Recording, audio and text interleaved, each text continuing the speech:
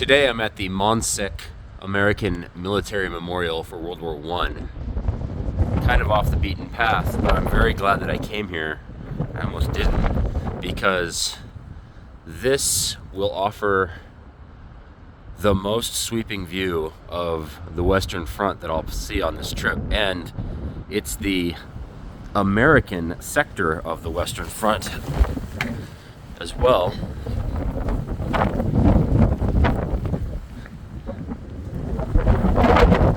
This memorial is built on top of the tallest ground in this part of France, and it completely overlooks the battlefield in every direction.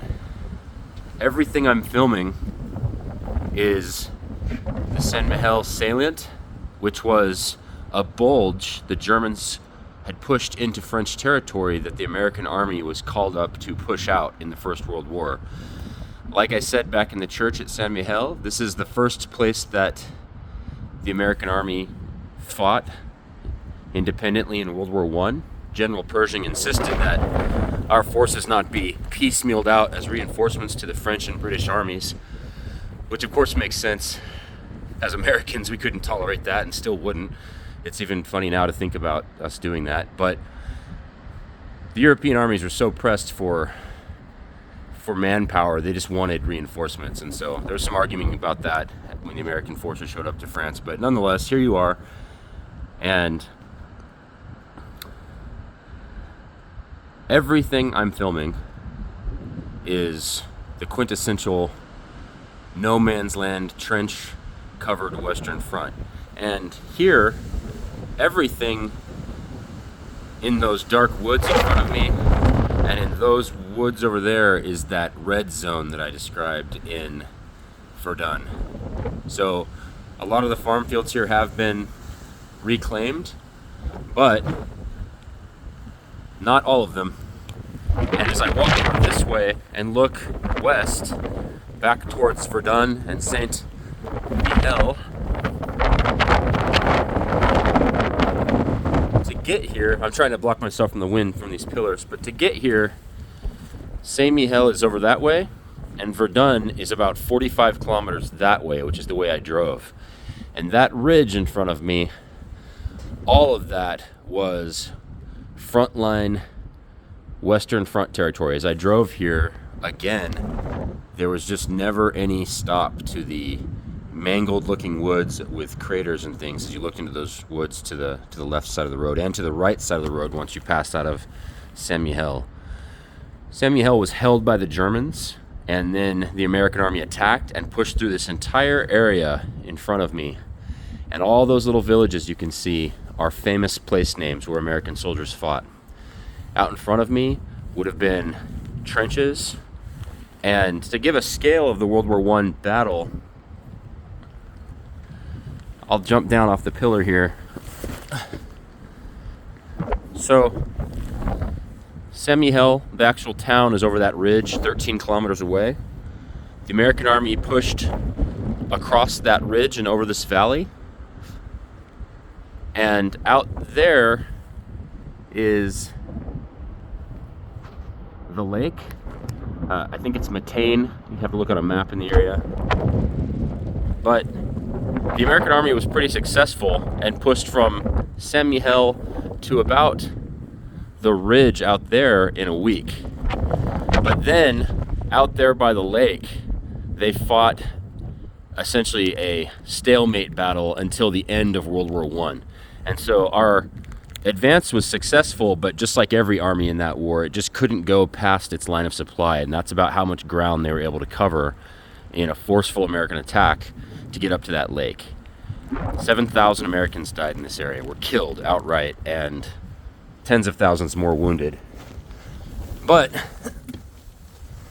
it was timely relief for the Allied armies here because Germany had reinforced itself after the fall of Russia, and our entering the war leveled the playing field again after that reinforcement. And the Germans were preparing for their final massive offensive known as the Michael Offensive in spring 1918, but at this time, this was the first American offensive where we joined the war. And immediately following the culmination of this battle, the French Supreme Commander ordered our army to march north and join the Meuse-Argonne offensive, which is more famous probably to you World War I history buffs. That's where Sergeant York won his Medal of Honor. That's where Belleau Wood and the famous Marine Corps battle happened. But it all began here, and this should not be in any way considered a small battle. It's a huge battle, and then we fought another huge battle, and that's kind of what the American story in World War I was about. We came in towards the end when both sides had been beating each other to death for 4 years, and it was almost like tagging in a fresh fighter at the end of a wrestling match. And we came in full force and started attacking.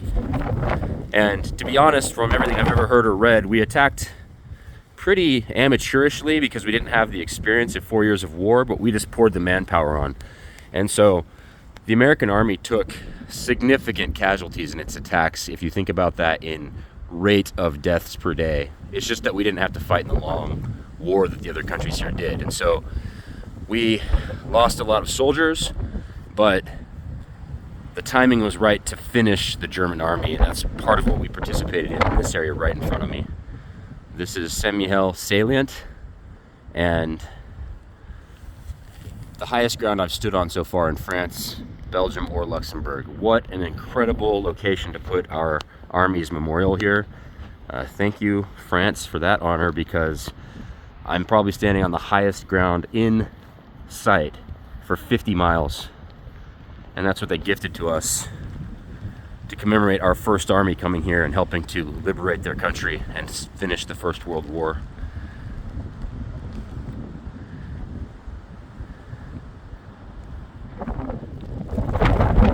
Once again, there's not a lot you can see from this vantage point. It's almost like a sky view from an airplane. But if you get close to these woods, just like at Verdun, it becomes evident that this area is a massive battlefront. So I'm standing right there at the memorial, and then this area was the battle line, and then this area right here, and this is the lake. This is the kind of final battle line where the front stabilized again, and then the fighting there, we just couldn't advance any farther than that. But we took back all of that land starting in September 1917.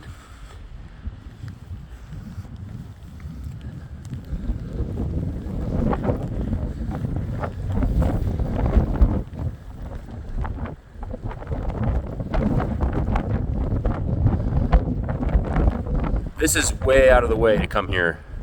I'd say you have to be kind of an enthusiast like me.